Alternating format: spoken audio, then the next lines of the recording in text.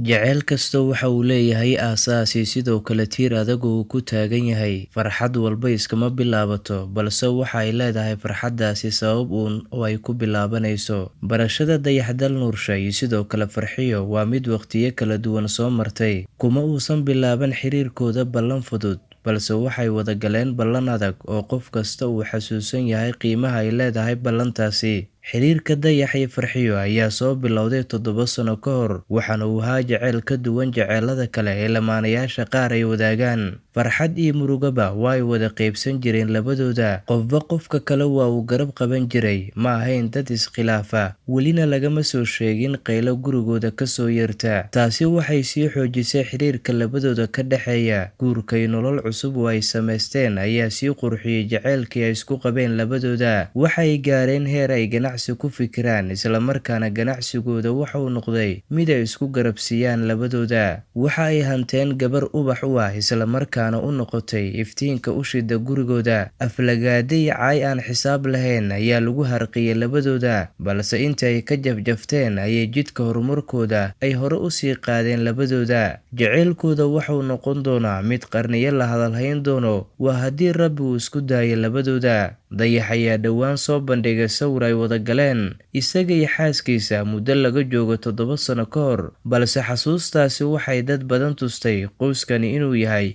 mid ku taagan aasaas adag. Dayax ayaa qoraal kooban oo sidoo kale uu ku soo qoray bartiisa Facebook waxa uu ku yiri: dad kale maxaa Farxiyo ku daba dhigay? Haddaba garta hawshan inaysan howl social media iyo sidoo kale istustus ahayn, uu yahay jacaylkan dhidibadiisa mid hore loo soo taagay. Waxaa durba dad badan ay sameeyeen inay ka falceliyaan fariinta uu soo qoray Dayax-dal Nuurshe. Dadka qaar ayaa qoyskan ugu mahadcelinayay sida wanaagsan ee farxadda ku dheehan oo labadooda ay u wada nool yihiin. Ma ahan qoys dadku ay ku barteen iyagoo baraha bulshada isku dheggan, waan kala jeedo khilaafkooda ku soo bandhigaya halkaasi. Taas waxay caddeynaysaa in gurigooda khilaaf uusan ka jirin, xitaa madmadow haddii uu jiro, waa qoys si hoose arrintooda u xallisan kara.